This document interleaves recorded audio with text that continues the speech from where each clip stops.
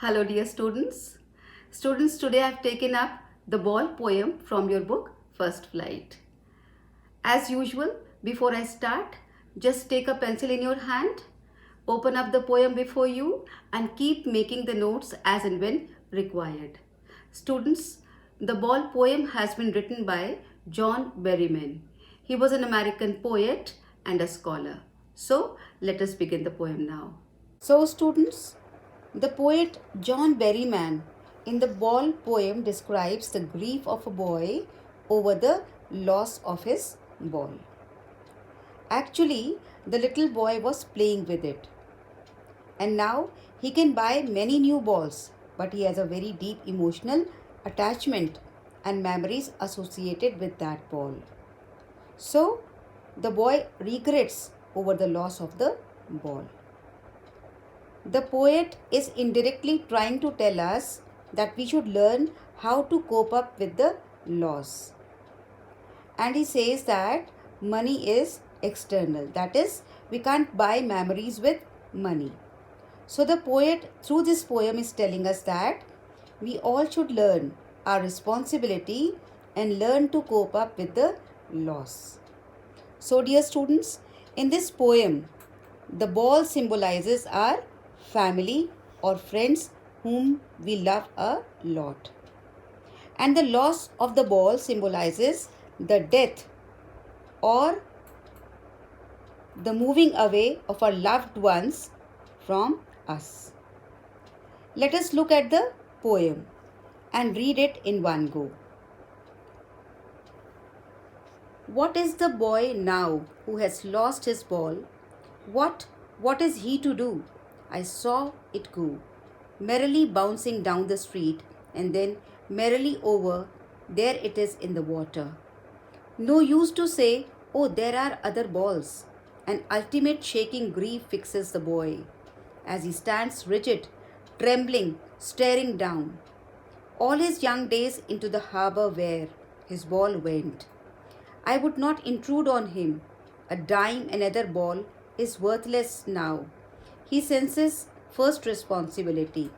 In a world of possessions, people will take. Balls will be lost always, little boy. And no one buys a ball back. Money is external. He's learning well behind his desperate eyes. This epistemology of loss, how to stand up, knowing what every man must one day know, and most know many days how to stand up. Students, let's now understand what each line of the poem says. So, the first 4 lines of the poem go like this. What is the boy now who has lost his ball? What is he to do? I saw it go, merrily bouncing down the street, and then merrily over there, it is in the water. Students, in these lines, the poet is asking the readers a question. The poet has seen a boy who is playing with the ball, and the ball is rolling away from him. The ball goes bouncing down the street and then into the water. Now, the question that the poet asks is that what the boy should do as his ball has slipped from his hand and has gone into the water. This is the meaning of these 4 lines. Now, let's see the literary devices that the poet has used here. The very first is anaphora. Anaphora means a word or a phrase that is being repeated in 2 or 3 lines at the beginning. So, here you see the words what and merrily. Students, they're already marked.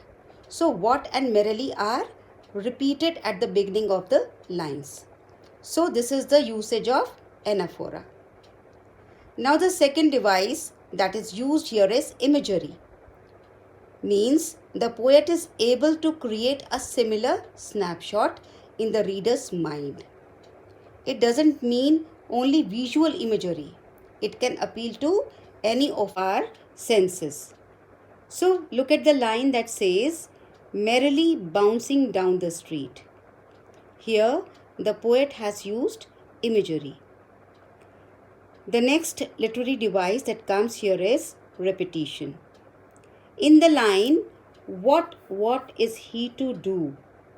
So, here I see the word what. What is being repeated? So, this is repetition that is used here. The last device used here is assonance. Remember, assonance means the repetition of vowel sound. So, look at this line. What is the boy now who has lost his ball?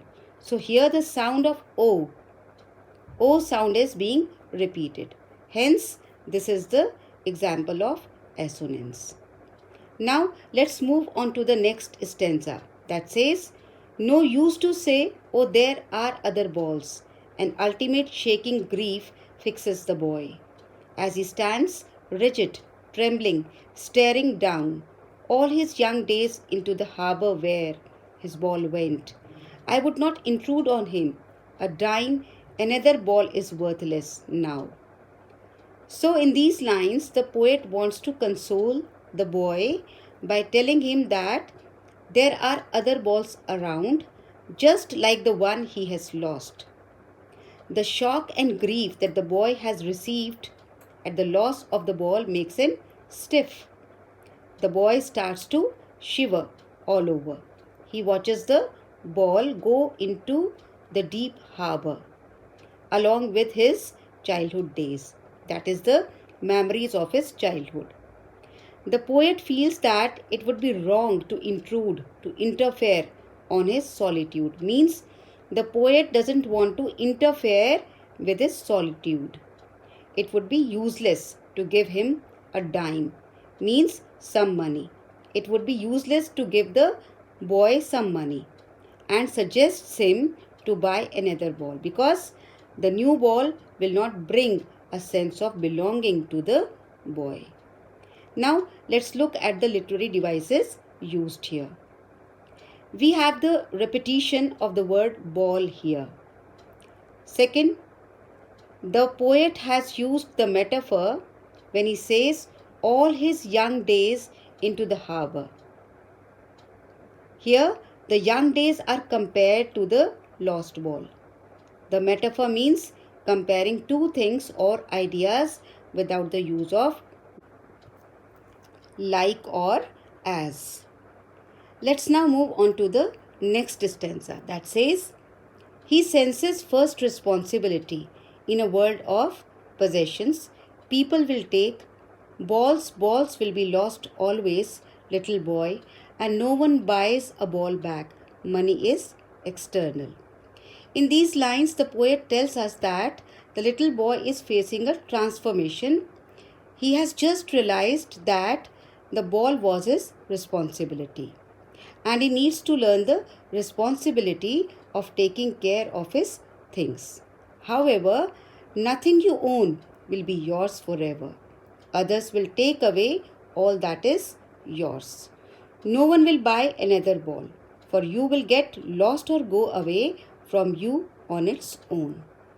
Another thing that the poet says is money is external, means it is just a show off. It cannot buy you inner peace. In these lines, the ball is a symbol of one's possession, and the poet reaffirms that once lost cannot be replaced easily. Now let's see the literary devices that are used in these lines. First is the alliteration.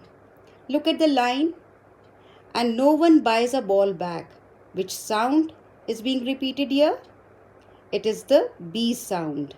So, buys the ball back is the example of alliteration. The second device is the repetition. The word ball is being repeated here. See, balls. So, this is repetition. Now, let's look at the last four lines that go like this. He's learning well behind his desperate eyes. The epistemology of loss, how to stand up, knowing what every man must one do you know, and most know many days how to stand up. So in these lines, epistemology means knowledge. So epistemology of laws means understanding the nature of laws. So here the poet says that the boy's eyes are filled with sadness, but his grief has taught him a lesson. He is learning about the laws of things. Something that was once considered precious for him has gone away from him.